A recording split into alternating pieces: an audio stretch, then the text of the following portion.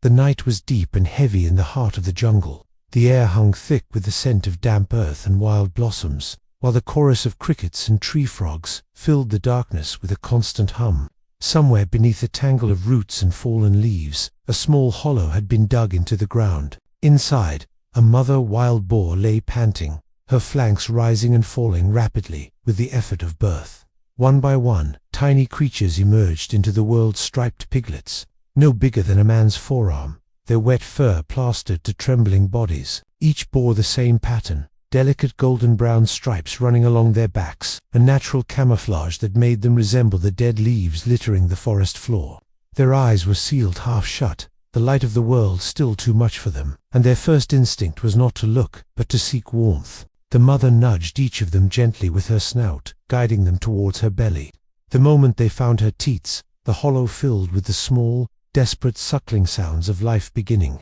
Outside, the jungle watched. A distant owl called into the night, and somewhere not far away, a branch cracked a sound that made the mother's ears twitch sharply. Instinct screamed at her to stay still, to keep the newborns hidden, but she knew this would be only the first of many dangers. For wild boars, the beginning of life is fragile. Unlike the safety of a human cradle, the forest offers no shelter without constant vigilance. Every shadow could hide a predator. Leopards prowling silently in the treetops, pythons coiling in the underbrush, or packs of wild dogs ready to chase the weak. The piglets were oblivious to this, their world reduced to the warmth of their mother's body and the rhythm of her heartbeat. But the mother knew. She had lost a litter before, and each birth was a battle not only to bring life into the world, but to keep it there. The hollow she had chosen was a carefully selected sanctuary, hidden behind a curtain of thorny bushes, its entrance masked by fallen branches. The ground was soft and dry, shielded from rain, and close enough to a shallow stream for her to drink without wandering too far. Still, she could not stay here forever. In a few days, the scent of the birthing place would draw unwanted attention. She would have to move her young before that happened. The night crept forward. The mother dozed in short, restless bursts, waking at the faintest rustle. Once, she rose to her feet, every muscle tense, when she caught the faint musk of a civet cat drifting on the wind. She stood guard until the smell faded, then lowered herself again beside her brood. Her tusks, though not yet the massive curved weapons of an old sow, were sharp enough to wound. But she knew she was no match for the larger predators. Alone her best defense was secrecy and speed. By dawn, a pale mist had settled over the forest. Shafts of golden light pierced the canopy, glinting off the duet leaves. The piglets stirred, wriggling in their sleep before clambering closer to their mother's warmth. She rose slowly, stretched her legs, and listened. The forest was never truly silent, but she knew its language there. Difference between the chatter of harmless monkeys and the sudden hush that meant something dangerous was nearby. Her own body was exhausted, but there was no time to rest. Hunger gnawed at her belly, and the piglets would soon need more milk than she could produce without food. She stepped out of the hollow, nose to the ground, sniffing for roots and fallen fruit. Every movement was careful, calculated. She would not lead danger back to her young. A patch of earth, disturbed by the digging of another animal, yielded a treasure trove of grubs and tubers. She fed quickly, her tusks scraping the soil, before returning to the hollow. The piglets greeted her with tiny squeals, clambering over one another to nurse. She let them feed, her eyes always scanning the dim green walls of the forest. She thought of the days ahead, teaching them to forage, to read the wind, to recognize the smell of fear. But for now, her task was simple: keep them alive until tomorrow. The sun climbed higher, casting long shadows through the undergrowth. Somewhere in the distance, the booming call of a hornbill echoed. The jungle was alive, full of beauty and danger, a place where life and death danced in the same breath. In this vast, untamed world, the small striped piglets huddled close to their mother, their fragile lives bound to hers. And deep in her chest, beyond instinct, there was something else, something fierce and unyielding, a promise. No matter how many predators stalked the night, no matter how far they would have to run, she would fight for them with everything she had. For in the heart of the forest, survival was not just about strength. It was about love, armed with tusks, and the will to endure. The morning after the birth broke quietly, with a cool breeze threading through the leaves above the hollow. Sunlight dripped in thin golden beams between the branches, warming patches of forest floor where insects shimmered like dust in the air. Inside the thicket, the piglets stirred restlessly, their tiny hooves tapping against the dry earth. As they nosed their way toward their mother, the sow stood over them, ears twitching at every sound, her broad snout sweeping the air. Last night had passed without intrusion, but she knew the peace wouldn't last. She nudged each piglet awake, encouraging them to stand. Their spindly legs wobbled, bodies swaying like reeds in the wind. One piglet toppled onto its side, squeaking in frustration before scrambling back up. The mother did not comfort them in the way a human might know, gentle cooing. No coddling, only the steady, silent expectation that they'd try again. The forest floor stretched before them like a living tapestry of light and shadow.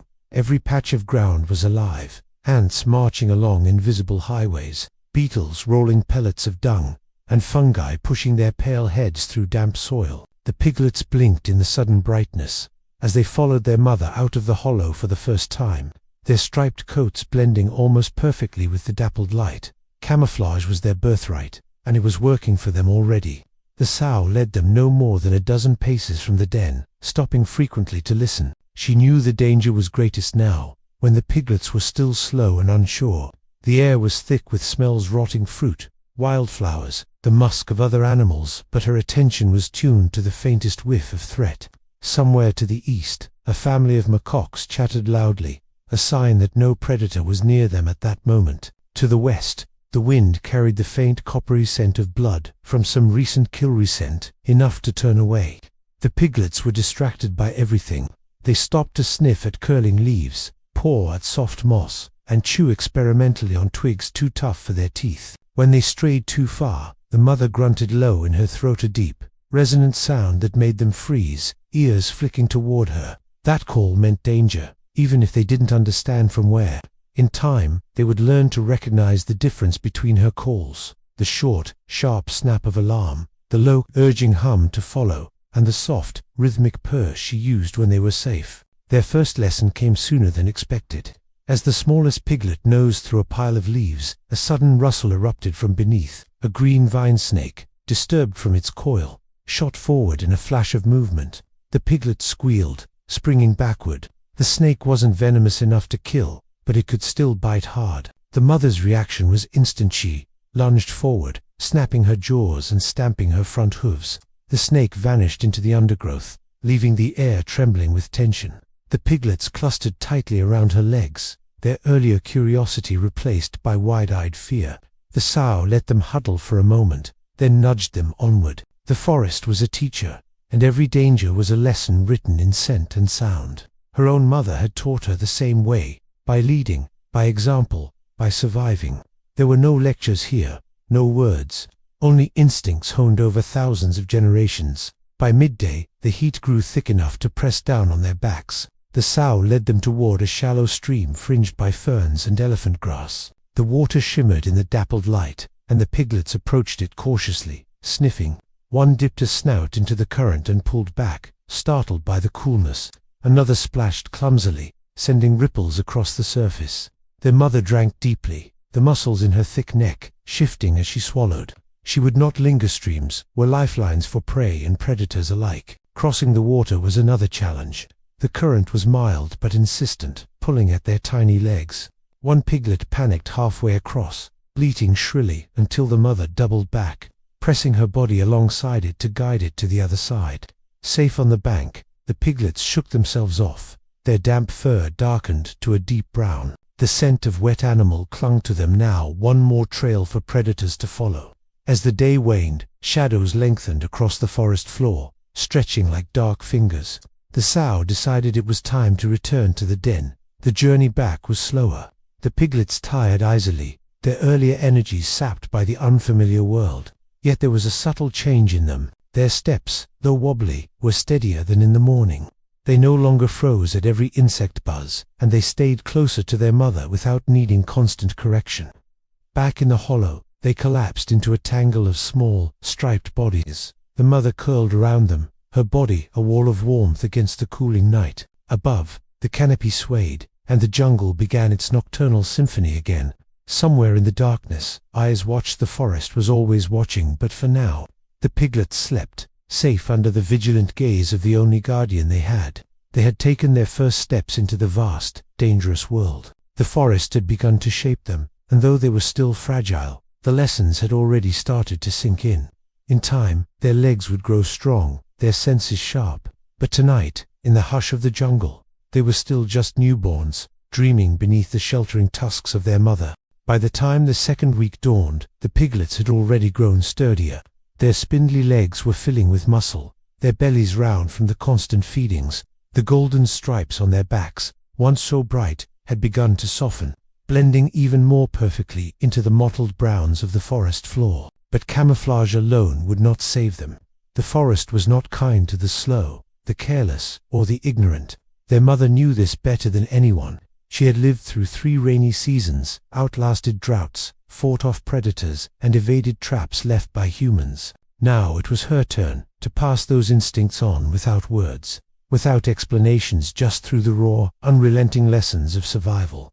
The first lesson was listening to the forest. One morning, she led them farther than before, through a tunnel of dense undergrowth where sunlight barely reached. Here, the air was cooler, heavier with the scent of wet moss. She stopped often, head tilted, ears twitching, toward sounds invisible to the piglets. The rustle of lizards scurrying over leaves, the rhythmic creak of branches swaying, the faint hum of bees from a hidden hive. Then came a sharp snap, the sudden break of a twig. The mother froze, muscles taut, head lowered. The piglets froze too, sensing her change though they didn't yet understand the meaning. Somewhere beyond the curtain of ferns, something heavy moved. The mother's nostrils flared. She caught the acrid musk of a leopard. It was faint, but close enough. Without hesitation, she let out a low, urgent grunt, and turned sharply. The piglets stumbled after her, hearts racing without knowing why. Only when they had put 100 paces between themselves and the scent did she slow. That was the way of the forest. Sometimes survival meant not seeing the danger at all, only trusting the warning in the wind. The second lesson was foraging with precision. The mother stopped at a patch of soft soil, her snout plowing into the earth. The piglets watched, fascinated, as she unearthed plump earthworms and the starchy roots of wild tubers. She ate only a few, leaving the rest for them. The piglets mimicked her, rooting clumsily, sometimes finding food, sometimes only dirt. A few chewed on the wrong plants, spitting them out with disgust or, in one case, gagging from the bitter burn of toxic leaves. That mistake earned the piglet a nudge so hard it tumbled sideways. The mother grunted sharply, an unspoken warning. In the forest, eating the wrong thing could mean death. Over time, their noses would learn to sort the sweet, nutty scent of edible roots from the sharp, metallic tang of poison. The third lesson was vanishing without a trace. Midday heat pressed down like a heavy hand. They came to a patch of mud, shaded by broad-leaved trees. The mother lay down first, rolling until her bristled coat was thick with muck. The piglets followed, squealing with joy at the coolness. But this was no play. The mud masked their scent from predators, kept biting insects at bay, and offered a skin of armor against the relentless sun. When they were coated head to hoof, the mother led them into a dense tangle of thorns, a hiding place so deep that even the light gave up trying to enter. They stayed there in stillness, the air buzzing with heat and flies. The piglets fidgeted, wanting to move, but the mother's presence anchored them. This was the art of becoming invisible, not by speed, but by patience. That night, a final test came without warning. As the moon climbed above the treetops, a distant chorus of howls rose from the east. Wild dogs. The sound sent a ripple through the forest. The monkeys fell silent. The deer melted into shadows. The mother's ears pricked forward, her breathing quickened. She herded the piglets toward a fallen log and urged them underneath. The space was cramped and smelled of rot, but it was sheltered. She positioned herself at the narrow opening, head low, tusks forward. The howls grew louder, punctuated by the rustle of paws in the undergrowth. Shapes flickered between the trees, lean and sharp-eyed. The pack passed without noticing them this time. But in the darkness under the log, the piglets had learned something they could never forget. Sometimes survival meant silence so complete, even your heartbeat seemed too loud. By the end of the week, the piglets moved with more caution. They paused when the wind shifted. They sniffed twice before eating. They followed their mother's shadow like a second skin. The forest had begun its shaping, carving away their softness, replacing it with awareness. And somewhere, in the deep, tangled heart of the jungle, predators still hunted. The lessons would only grow harsher from here. The morning began like any other. Mist clung to the trees, coiling around the gnarled roots and fallen logs. The piglets, now nearly a month old, were more confident in their movements, darting ahead of their mother to root through piles of leaves. The forest seemed calm, the kind of deceptive stillness that made even seasoned creatures let their guard down. They were in a small clearing dotted with termite mounds when it happened. The wind shifted just slightly, just enough to carry a new scent. The mother froze mid-step, nostrils flaring, eyes narrowing.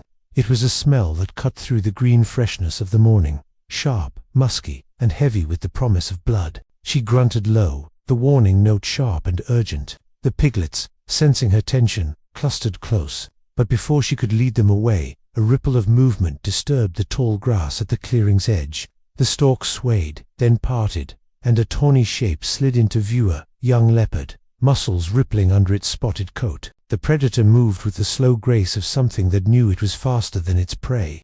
Its amber eyes locked onto the smallest piglet, calculating distance. The mother stepped forward, placing herself between the leopard and her young. Her hackles bristled, tusks glinting in the dappled light. For a moment, the forest held its breath. Then the leopard lunged. The clearing exploded into chaos. The piglets scattered in every direction, squealing in panic. The mother charged headlong at the leopard, a blur of muscle and fury. Her tusks sliced through the air, forcing the big cat to veer off course. The leopard's claws raked her shoulder as it leaped aside, but she did not stop. She swung again, snapping her jaws, forcing the predator back. One piglet, the smallest, had bolted the wrong way straight into the open. The leopard saw the mistake and pivoted with terrifying speed. In 2 bounds, it was almost on top of the piglet. The mother roared, a sound so raw it cut through the trees, and charged again. She hit the leopard broadside, the impact sending both of them rolling in a flurry of fur and leaves. The piglet fled into the underbrush, vanishing in an instant.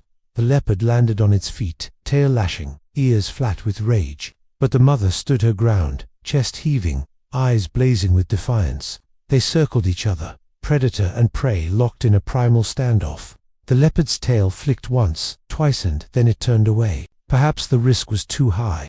Perhaps there would be easier meals. With a final burning look, it slipped back into the grass and was gone. The forest exhaled. One by one, the piglets emerged from their hiding places, trembling but alive. The mother's flank was bleeding where the leopard's claws had found flesh, but she ignored the pain. She moved among them, sniffing each one, confirming they were unharmed.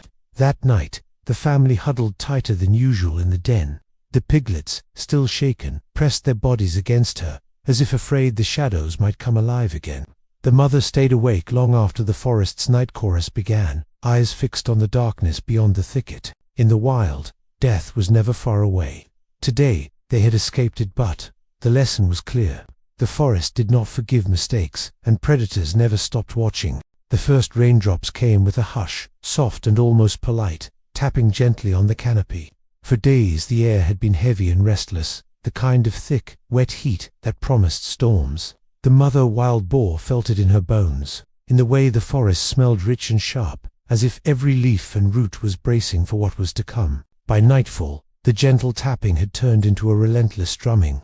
The sky seemed to split open, pouring water into the world without pause. Streams that had once trickled quietly through the undergrowth now roared like young rivers, tearing at their banks. The air filled with the smell of churned mud and crushed vegetation. The den, once dry and hidden, began to seep with cold water. At first, it was only a dampness under the piglets' hooves, but by the second day, it had become a shallow pool. The piglets squealed in discomfort, shifting restlessly.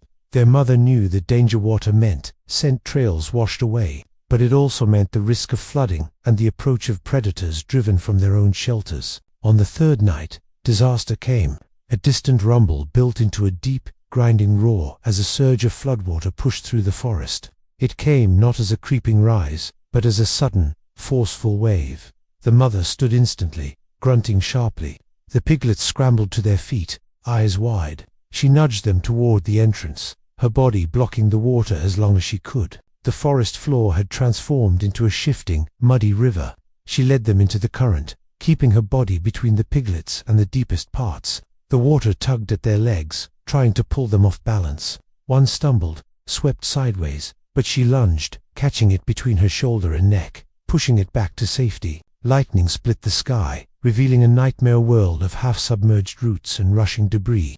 The sounds of the forest were drowned out by the pounding rain and the roar of moving water. Somewhere nearby, a tree gave way, crashing into the torrent with a force that sent waves splashing against the sow's flanks. They reached a small riser mound of earth crowned by thick, tangled root sand, climbed to safety. The piglets huddled together, shivering from cold and fear. From this higher ground, they could see the floodwater tearing through their former territory, carrying branches, leaves, and the occasional drowned insect nest. But water wasn't the only threat. From the far side of the flooded clearing, a pair of golden eyes glinted in the darkness. A crocodile, drawn by the chaos, drifted silently with the current. Its body was barely visible, but the slow, deliberate movements spoke of patience and hunger. The mother positioned herself between the predator and her young, muscles coiled. For long minutes, predator and prey held their positions, the rain masking all other sounds. Finally, the crocodile let the current carry it away, disappearing into the swirling darkness. The danger passed, but the mother did not relax until the shape was completely gone. By dawn, the rain had eased, leaving the forest soaked and steaming. The water receded slowly, revealing a landscape reshaped overnight. Paths were washed away, familiar scents scattered. The den was gone, just a hollow filled with debris and mud. Homeless, tired, but alive, the family began to move. The mother led them toward higher ground, where the forest floor was firmer and new shelter could be found. The piglets followed in silence, the memory of the roaring water still fresh in their minds. The rainy season had announced itself with fury. In the forest, the floods were not just a test of strength, they were a reminder that survival meant moving forward, no matter what was lost to the water. The floodwaters had long receded, leaving behind a forest reborn in the wake of destruction. Where mud had smothered the ground, new shoots now pushed upward, tender and green. Fallen logs teemed with beetles, and the air was thick with the hum of insects. The piglets, once fragile bundles of striped fur, were now nearly half the size of their mother. Their legs had grown strong, their movements more sure-footed, their curiosity untempered by the dangers they had seen. The golden stripes along their backs were fading, giving way to a deep, solid brown that blended seamlessly into the shadows of the undergrowth. This change was more than just camouflage, it was a signal. Childhood was ending, and the forest was calling them to take their place as true foragers, explorers, and survivors. The first foraging alone, one early morning, the mother stood at the edge of a clearing, watching her young spread out to forage, without her constant shadow. She did not intervene when they drifted a little farther away, their snouts rooting through the soil for grubs, roots, and fallen fruit. The forest was their teacher now, and mistakes, small ones, were allowed. One piglet unearthed a clutch of mushrooms and sniffed them curiously. The mother was too far to correct it immediately, but another sibling, having learned the hard way in an earlier lesson, gave a sharp nudge that sent the curious one moving on. The knowledge was spreading not just from mother to young, but between siblings. The piglets had learned to read the forest's signs, the sudden silence of birds, the shift of wind that carried the scent of danger, the distant crack of a branch too heavy to be broken by mere squirrels. But instinct was not infallible, and the forest never missed an opportunity to remind them. A test of nerves. It happened on a warm afternoon, when the cicadas were at their loudest. One of the young boars strayed toward the edge of a dry riverbed, its hooves crunching on loose stones. From the shadows below, a pair of yellow eyes blinked open. A python, massive and patient, coiled among the roots. The snake moved like water, silent and smooth, closing the distance in a single uncoiling surge. The piglet froze, its body stiff with fear. Then the mother's roar split the air. She barreled forward, hooves pounding, tusks slashing. The python's head shot upward in surprise before it retreated in a swift, muscular ripple back into the riverbed. The piglets clustered together, wide-eyed, as the mother stood over them, chest heaving. The lesson was not lost on them. The forest gave no warning before it struck, and a single heartbeat could mean the difference between life and death. The first challenge. As the weeks passed, the young boars began to test each other in playful, but increasingly forceful, displays. They butted heads, locked shoulders, and pushed until one gave way. These bouts, though harmless now, were rehearsals for the real contests to come, contests that would decide who would lead, who would mate, and who would be driven away. The mother watched these games without interference. She knew the day would come when they would no longer follow her, when each would set out into the forest alone or in new groups. For now, she allowed them the comfort of the herd, but she could already feel the edges of that bond beginning to fray. Venturing farther with their growing strength came growing confidence. The young boars began venturing beyond familiar feeding grounds, drawn by the scent of ripe fruit in distant groves, and the sound of water trickling in hidden streams. Some days, they returned with bellies full and faces smeared with mud. Other days, they came back exhausted and hungry, their adventures cut short by the scent or sight of predators. Through it all, the mother's role shifted subtly. She no longer led every foraging run, but she was always near enough to answer their alarm calls. Her presence was a quiet shadow, a reminder that while they were learning independence, they were not yet alone. As the season turned, the forest thickened with new growth. The piglets know, the young boars stood taller now, their bodies leaner, their eyes sharper. The innocence of their earliest days had faded, replaced by the restless energy of youth. But in the heart of the mother, there was an unspoken truth. The time of safety was ending. Soon the forest would demand more of them, and when it did, they would either rise to meet it or vanish into the long memory of the jungle. By the height of the dry season, food in the deep forest had grown scarce. Roots were harder to find beneath the hardened soil. Streams had shrunk to muddy trickles, and the sweetest fruits ripened only in patches closer to the forest edge. The young boars had heard their mother's warnings, low, guttural grunts that carried a weight of danger, but the scent that drifted in from beyond the tree line was impossible to ignore. It was the smell of maize, sweet, thick, and carried on the wind from cultivated fields. The edge of the forest, the first time they reached the boundary between wild and human land, the world seemed to change. The tangled undergrowth gave way to open space, and instead of a patchwork of light and shadow, the ground lay wide and flat beneath the burning sun. Rows of crops stood in perfect, unnatural lines. The mother hesitated at the edge, her body rigid, ears forward. She had been here before. Long ago, she had lost a brother to this place. The scent of maize was tempting, but beneath it lingered another oil metal and the cold tang of human sweat. The young boars did not understand this scent as she did. To them, it meant only adventure and abundance. With youthful boldness, two of them trotted forward, breaking into the open. The mother followed, low to the ground, her eyes scanning every rise and shadow. The silent danger. The maize stalks were taller than the boars, and within moments the forest was hidden from view. The air here was heavy and still, muffled by the rustle of dry leaves. The young rooted eagerly at the base of the plants, pulling down cobs and crunching them with soft, contented grunts. But the mother's ears caught another sound, faint at first, then clearer, the creak of wood, the metallic click of something set under tension. Her heart surged with alarm. She moved quickly, shoving her young aside just as a heavy iron jaw snapped shut where one had been standing. The trap bit into the soil with a vicious clang, its teeth glinting in the light. The young froze, their chewing forgotten. The mother gave a sharp, urgent grunt, pushing them away from the trap. She could smell more hidden, waiting. The hunters approached. They were halfway back to the forest when the wind shifted again, bringing with it a sound unlike anything in the jungle. The dull thud of boots on dry earth, followed by low human voices. The mother's muscles tightened. She barked once, a harsh command, and the young bolted toward the trees. Through the swaying maze, she caught glimpses of the danger, two figures in faded clothes, carrying long metal weapons.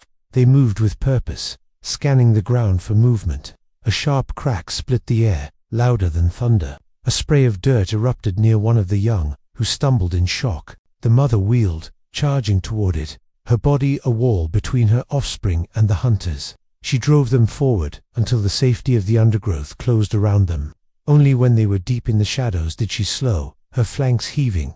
Behind them, the maize field stood silent once more, but the scent of man clung to the air like a warning, the lesson in fear. That night, the young were restless. They shifted and snorted, the memory of the thunderous crack still sharp in their minds. The mother lay still, her ears flicking at every sound, her gaze fixed on the darkness. She had taught them to fear the leopard's eyes, the python's coils, and the crocodile's teeth. But this was different. Humans could not be smelled until too late. could not be seen until they were already close, and their weapons could kill from far beyond tusk or claw's reach. From that day on, the young learned to skirt the forest edge with caution. The maize fields still tempted them, but the echo of that crack-hand the traps Beitlingard in their bones. The forest had predators, yes, but none as unpredictable as man. The rains had returned, turning the forest floor soft beneath every step. The young boars, now nearly grown, moved with the confidence of animals that had survived their first year. Their tusks, once no more than nubs, now curved out from their jaws, still small compared to a seasoned boar's, but sharp enough to draw blood. With strength came change. The easy companionship of youth was giving way to restless energy. They no longer moved as a single, tight group, but drifted apart during foraging, each male testing his independence. The mother still kept her daughters close, but the young males felt the pull of something older and deeper, an instinct to carve out their own space in the forest. The first signs of rivalry, it began subtly, in the way two young males squared their shoulders at each other over a patch of ripe fallen fruit. Their grunts were low, their stares unblinking. One stepped forward, head tilted slightly, tusks catching the light. The other held his ground, pawing the earth. The mother watched from a short distance, knowing this was no longer a game. She would not intervene, not now. The forest demanded its own order, and only through these contests would they learn their place. With a sudden snort, one lunged. Their tusks clashed with a dry, splintering sound, and both shoved forward, muscles rippling under mudslick hides. Leaves and dirt flew beneath their hooves. The fight was brief, more a test than a true battle, but it ended with one stepping back, breath hard, conceding the fruit to the other. The call of the leader of the forest was alive with sense, and one smell rose above the rest, the musk of a dominant male. He was an older boar, larger by half again, his tusks long and scarred from many fights. His presence hung heavy in the air, marking the boundaries of his range. For the young males, this was both a warning and a challenge. To live within another boar's territory meant submitting, keeping to the shadows, and avoiding confrontation. But the urge to claim their own ground grew with each passing day. One evening, just before dusk, the dominant male appeared. He stepped into a clearing as if he owned the very earth, head high, eyes sweeping the undergrowth. The young males froze where they stood, their bodies tense, every instinct screaming respect and caution. The older boar sniffed the air, grunted once a sound that was both greeting and command, then moved on, his heavy hooves leaving deep impressions in the wet soil. The message was clear. This was his domain, and any challenge would be met with fury. The clash in the rain, the first real battle, came weeks later. A smaller, ambitious male from outside the family wandered into the area, driven by hunger and the scent of females. He was leaner but fierce, his eyes bright with defiance. The largest of the young males, now nearly his mother's size, stepped forward. Their grunts deepened into growls, heads lowering, tusks angled forward. The rain began to fall, slicking their hides as they circled. With no warning, they charged. Tusks met with a dull crack. Bodies slammed together, the impact echoing through the trees. They twisted and shoved, each trying to unbalance the other. Mud splashed, teeth snapped, and the air filled with the smell of sweat and churned earth. Finally, the outsider stumbled, his flank grazed and bleeding. With a sharp bark, he turned and fled into the shadows. The young male stood panting, chest heaving, mud streaked down his sides. His victory was small in the grand scale of the forest, but it was his, a step toward independence. The fight marked a turning point. The young males no longer simply followed, they began patrolling the edges of the family's range, scent-marking tree trunks, and testing their strength against one another. Their world was expanding, and with it came both opportunity and risk. The mother, though still watchful, had begun to let them walk ahead, knowing the time was coming when they would leave for good. The forest's rules were clear. Males could not stay forever in their birth range. Sooner or later, the drive to claim their own territory would carry them beyond her sight, and when they went, they would carry with them the lessons learned, lessons written in mud, blood, and the deep, unyielding laws of the wild. The air of the forest began to change long before the season itself arrived. It was subtle at first, a sharpness in the wind, a richness in the scents carried through the undergrowth. The rains had left the land thick with life. Fruits hung heavy on branches, roots swelled beneath the soil, and the rivers sang with renewed strength. For the wild boar, abundance meant one thing: It was time. For the young males, now fully grown, this was their first true season of mating. Their bodies were heavier, their tusks longer and sharper, their muscles corded from months of testing themselves against rivals. But instinct was a fire they had never felt before, an urgency that drove them to patrol wider, to challenge harder, to seek out the scent of females beyond the safe boundaries they had known. The scent that changes everything. It came to them on the wind, warm, sweet, and electric. The musk of a female in heat. It was unlike any other smell in the forest, igniting something primal that no lesson from their mother could have prepared them for. The young males lifted their heads, their grunts deepening into low rumbles. The largest of them set off at once, following the invisible trail through the ferns and over tangled roots. The others hesitated, then followed, though they knew it meant stepping into territories claimed by older, stronger boars. The gathering ground, they found her in a clearing near a shallow stream, her coat sleek and shining in the soft light of late afternoon. She grazed calmly, but her eyes flicked toward the newcomers with measured interest. Yet she was not alone. On the far side of the clearing stood the dominant male of the region, the same scarred giant who had once passed them without challenge. Now, he was no shadow in the distance. He was here, and he was ready to defend what was his. The air between the males tightened like a drawn bowstring. The clash for the right, with a deep roar, the older boar charged, his tusks angled like the young male met him head-on, the impact thudding through the earth. They shoved and twisted hooves, churning the soil, breath steaming in the cooling air. The older male's experience showed in every move. He sidestepped at just the right moment, raking his tusks along the younger's shoulder. Blood welled, but the challenger held his ground. The fight raged in circles, the female watching silently, her choice hinging on the victor. A final clash sent the younger sprawling. He scrambled up, but the older boar lunged again, snapping his tusks inches from the younger's face. The message was clear: leave now, or be left broken. Panting, the younger backed away, his pride torn as sharply as his skin. He limped into the forest's shadow, the sound of the victor's triumphant grunts following him.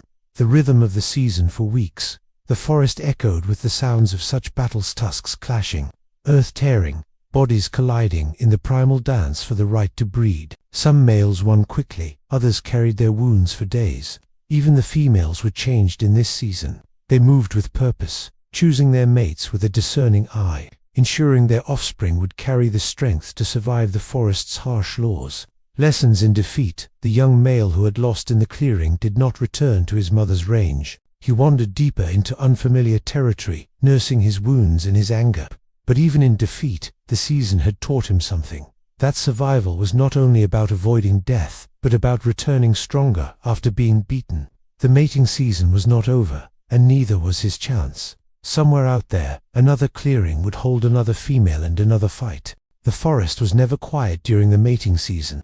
The air rang with the sounds of tusks clashing, grunts rumbling through the undergrowth, and the crash of bodies meeting in violent contests. But on this night, a different sound wove itself into the chaos, one that was softer, almost silent, but far more dangerous. It was the sound of padded paws slipping through the wet leaves. The leopard had returned. An old enemy, the mother wild boar, had not forgotten the ambush in the clearing months ago, when her piglets were still small and striped. She had driven the predator away then, but in the jungle, grudges meant nothing, only opportunity. And now, in the distraction of the mating season, the leopard had won. The younger males were scattered, some far beyond her range, others locked in battles that left them deaf to the subtler warnings of the forest. The females, too, were distracted, moving more openly than usual. The leopard moved like a shadow through this restless world, every step measured, every muscle tuned for the kill. The stalking. The mother and two of her nearly grown daughters were foraging near a fallen fig tree when she caught it, a scent in the wind, faint but unmistakable. Her ears flicked forward, her snout lifted, and she froze. The daughters sensed her tension but did not understand its cause. Between the thick buttress roots of a nearby tree, two amber eyes glowed faintly. The leopard's body was low to the ground, its tail twitching ever so slightly. The predator's gaze was fixed not on the mother, but on one of her daughters, who had wandered a few paces too far. The mother grunted sharply a warning. The young female hesitated, then took another step toward a patch of fallen fruit. That moment of hesitation was all the leopard needed. The strike. The forest seemed to exhale, and then the air split with a violent rustle. The leopard burst forward in a blur of gold and black, covering the distance in 3 bounds. Its claws flashed in the moonlight, its jaws opening in a silent snarl. The mother lunged to intercept, her tusks slicing through the space between predator and prey. The collision was brutal, flesh and muscle slamming against each other with bone-deep force. The leopard twisted mid-air, avoiding a full goring, but the impact sent it skidding sideways into the roots. The young female bolted, her hooves drumming a frantic rhythm into the earth. The fight in the shadows, the leopard recovered instantly, its long body flowing into a crouch. The mother advanced, grunting low, her ears pinned back. The predator knew her well, now it remembered the last time, the pain of defeat, but hunger can burn hotter than fear. They clashed again, tusks against claws, the wet leaves beneath them tearing under their weight. The leopard darted in for the flank, and the mother spun, striking with a slash that grazed the predator's shoulder. Blood darkened its fur. For long, tense moments they circled, neither willing to break. Finally, the leopard gave a slow, deliberate step backward, then another.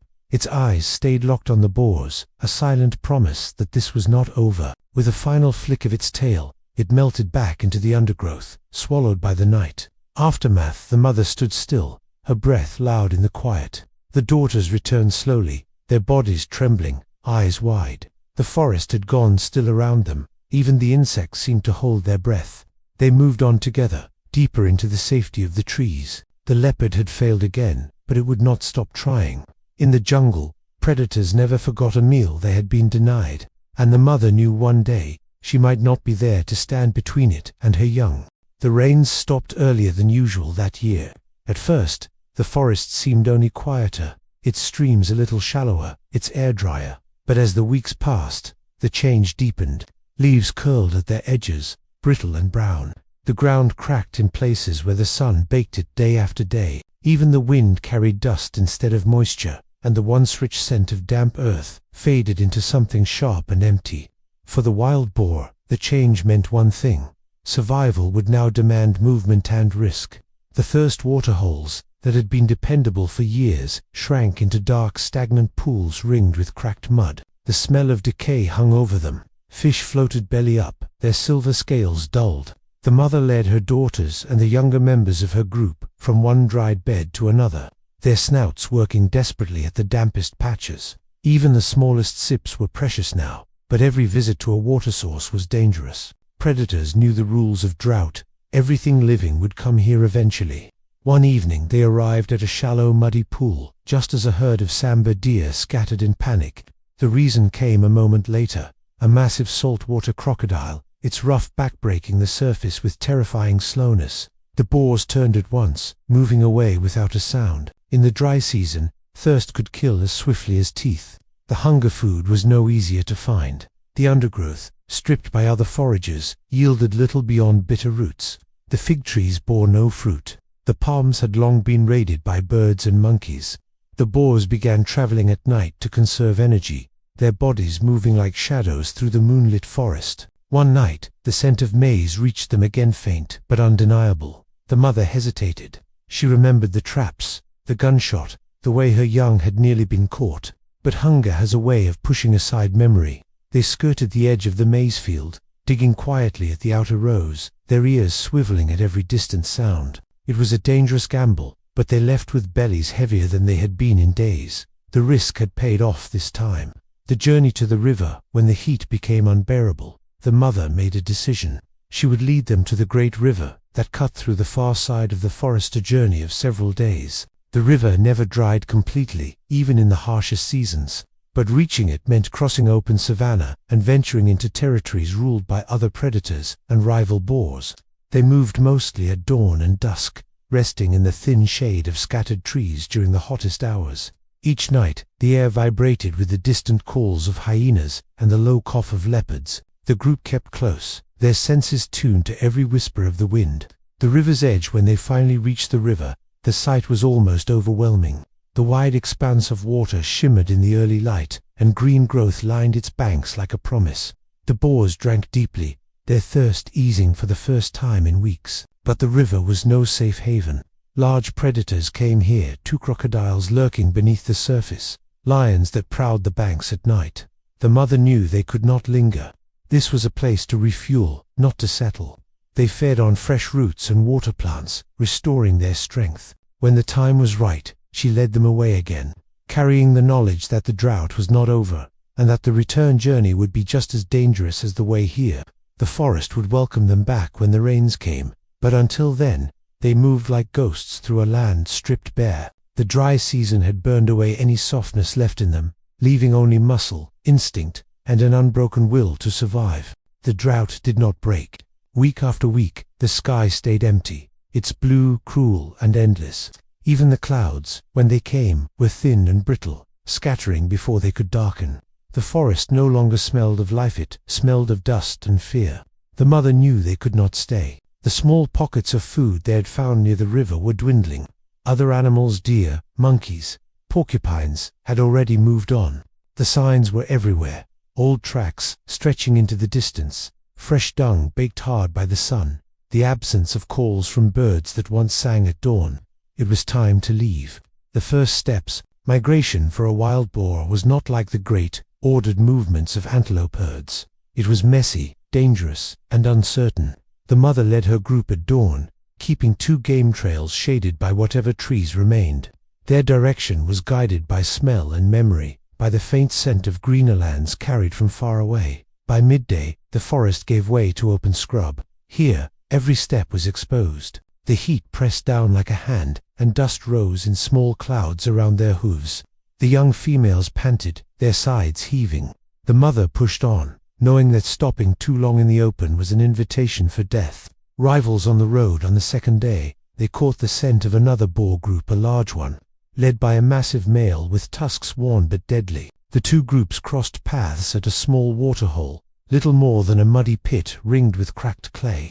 The dominant male stepped forward, his body blocking the water, his grunts deep and commanding. This was not a negotiation, it was a warning. The mother kept her daughters behind her, lowering her head in acknowledgement. She would not risk a fight here. Water could be found elsewhere. Lives could not be replaced. The rival group drank, then moved on, leaving only churned mud and a few shallow puddles behind. The mother's group drank what remained, the water warm and metallic on their tongues, then continued their march. Predators in the distance. By the 4th day, they entered grassland high enough to brush their flanks. The wind shifted, and the mother caught it. The musky, dry scent of lions. Far to the left, shapes moved tawny, low to the ground, their tails flicking lazily as they tracked something unseen. The mother angled her path away from them, keeping 2 low hollows and scattered thorn bushes. She knew lions would rather hunt antelope than boar if given the choice, but hunger made all predators bold. The green promise on the 6th day, the air began to change.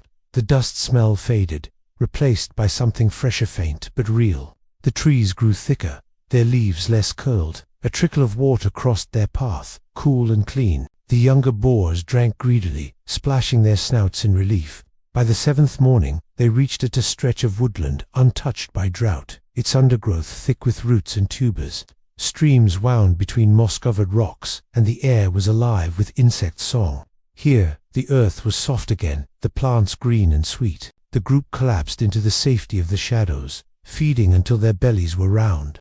For the first time in months, they slept without the tight coil of hunger in their stomachs. But the mother knew this was not a permanent home. Other groups would find it soon, and with them would come fights for territory and food. The migration had given them a reprieve, but not an end to their trials. In the wild, peace was never more than a season long. For several weeks, the new woodland had been a sanctuary. The soil was rich, roots plentiful, and streams steady, even under the heat of midday. The wild boars fed well, their bodies filling out after the harsh migration. The young females explored with renewed curiosity, and even the older sow allowed herself longer rests in the shade. But peace in the forest is always temporary. And this time, danger came not from leopard or lion, but from the most relentless predator of all. The first sign, it began with a smell, faint at first, but wrong. The mother caught it one early morning while foraging. The metallic temps of iron mixed with the sharp bite of oil. She froze mid-step, ears tilting toward the wind. She knew this scent. It was the scent of man. The others didn't notice. They dug eagerly at a patch of earth, unearthing fat tubers. The mother let out a low grunt, calling them closer. But before they could gather, a sharp clink echoed from the undergrowth. There, half hidden under leaves, lay a trap. Steel jaws open wide, its spring coiled and ready. She stepped between it and the others, scraping her hoof across the ground in warning. They obeyed, but the air itself felt heavier now. If there was one trap, there would be more. The encroachment. Over the next few days, the signs multiplied. Bootprints pressed into the mud along the riverbank. Small mounds of ash where fires had burned. The carcass of a muntjac, skinned and left to rot. Flies buzzing in a thick cloud above it. Then came the dogs.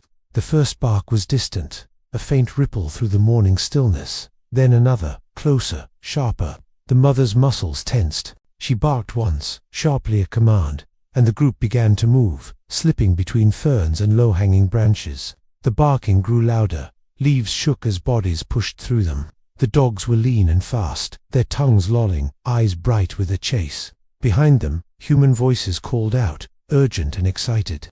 The flight the boars broke into a run, hooves pounding against the forest floor. The mother led them in a zigzag pattern, using fallen logs and thick undergrowth to break the dogs' line of sight. Once, she stopped just long enough to glance back. The dogs were still coming, weaving through the trees, their hunters not far behind. A sudden gunshot cracked the air. Birds exploded from the canopy in a rush of wings. The younger females squealed in panic, but the mother drove them forward. They reached a narrow stream and splashed through it, heading downstream to mask their scent.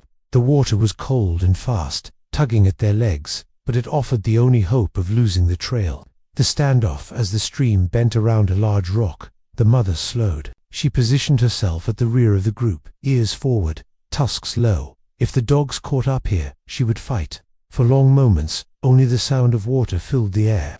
Then, nothing. No barking, no shouting. Only the hum of insects and the distant roll of thunder. Slowly, she urged the others onward, keeping to the stream until it widened into a deeper pool where they could rest in the shallows. Aftermath that night, the group fed quietly under a curtain of hanging vines. None wandered far from the mother's side. The air still carried the faint, acrid scent of humans, but for now, they were safe. The woodland was no longer a sanctuary. Man had found it, just as he always did, and the mother knew, the next time, they might not escape with only fear as their wound. The seasons had turned many times since the mother first carved her place in the forest. Her tusks, once smooth and gleaming, were now chipped and scarred from years of defending her young. Her coat, once dark and sleek, had thinned in patches, showing the pale skin beneath. Yet her eyes still held the same fire, the unyielding will that had carried her through flood, drought, predator, and man. But age has a way of creeping in unnoticed, until the day the forest demands proof that you still belong. The challenge it began with the scent of another female, younger, heavier sow who had been shadowing the group for days. She was not alone. 2 young males followed her, their musk thick with ambition. They moved like they already owned the ground they walked on. The mother's daughters, now fully grown, looked to her for guidance. She knew what this was, a takeover. In the wild, there was no ceremony, no negotiation. Territory, food, and the safety of the herd went to those who could claim and keep them. At dusk, the younger sow stepped into the open clearing, her head high, ears forward. She grunted a low, deliberate sound that was both greeting and challenge. The mother stepped forward to meet her. The daughters stayed back. The fight for the crown, the first clash, was sudden and violent. Their tusks met with a hollow crack, and the sound rang through the trees. They shoved against each other, hooves digging deep into the soil. The younger sow had the advantage of strength and speed, but the old queen fought with precision. Every move was deliberate, aimed not to show power, but to land damage. The younger sow lunged for her flank. The mother spun, catching her with a sweeping tusk that drew blood. The scent of it filled the air, sharp and hot. But the younger was relentless. Again and again, she drove forward, her hooves sending clods of earth flying. The old queen's breath came heavier now. Her muscles burned. But behind her, she could see her daughters watching, wide-eyed, their safety hanging in the balance. The turning point. The younger sow feinted left, then slammed into the mother's right side. Pain shot through her leg, and she stumbled. The younger pressed the advantage, forcing her back toward the edge of the clearing. The old queen dug her hooves into the ground, refusing to give way. With a roar that shook her whole body, she surged forward one last time, driving her tusks into the youngest shoulder. The impact staggered them both, but the message was clear. You will not take this from me today. Aftermath. The younger sow retreated, bleeding but alive, disappearing into the undergrowth with her followers. The clearing fell silent, except for the sound of the mother's labored breathing. She stood still for a long moment, scanning the shadows, before turning back to her daughters. They moved to her side, pressing their bodies against hers. She could feel their warmth, their strength, and she knew her time as leader was not infinite. Another battle would come, and one day she might not win it. But for now, the forest still belonged to her. The rains returned at last. They came not as a gentle drizzle, but in heavy sheets that drummed against the forest canopy and turned the earth beneath into rich, dark mud. Streams swelled, and the air filled with the smell of life returning.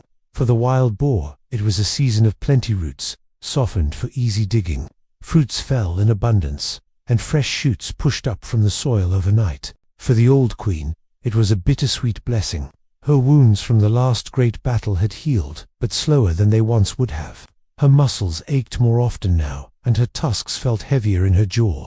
Still, she moved with quiet authority, guiding her daughters to the best foraging grounds, keeping the herd away from places where man had set his traps. The birth of a new generation. One humid morning, her eldest daughter disappeared into the undergrowth. The mother knew where she had gone. There was a certain way a pregnant sow moved, slower and heavier, always searching for the right place to lie low.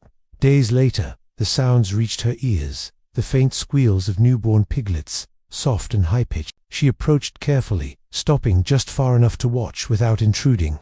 There they were, teeny bodies with golden stripes, clumsy and perfect, pressing themselves against their mother's side. The sight stirred something deep in the old queen's chest. It was more than pride, it was recognition. She had stood there once, guarding her first litter with the same fierce devotion. Now, the cycle had come around again. Letting go in the following weeks, the old queen stayed close, helping her daughter find food and shelter, teaching her how to lead the piglets through the safest paths. But gradually, she began to walk at the back of the herd instead of the front. The younger sows took on more of the decision-making: when to move, where to forage, how to respond to the distant calls of predators. The herd moved more quickly now, reacting to the energy of youth. The old queen followed without protest. Her role was changing, and she knew it. The final walk. One misty morning, before the herd stirred, she rose and walked alone. She followed a familiar path through the trees, past the old den where her first litter had been born, past the fig grove that had fed them. During the floods, past the muddy stream that had hidden them from hunters' dogs. The forest was alive with soundbird song, insects, the distant rumble of a waterfall. She paused often, breathing it in. Every step carried the weight of memories, of battles fought and won, of young raised to stand on their own legs. By the time she returned, the herd had already moved on. She did not hurry to catch up. She knew they would be safe. The daughters had learned well. The endless forest that evening, she lay beneath a curtain of vines, watching fireflies drift like embers in the warm air. Somewhere, the piglets squealed in play. Somewhere else, a leopard's cough echoed faintly. Life went on, as it always had. The old queen closed her eyes, not in surrender, but in peace. She had given the forest everything she had: her strength, her cunning, her years. And in return, the forest had given her this, the sight of her bloodline running strong beneath the canopy. In time, she would be gone, but the herd would remain.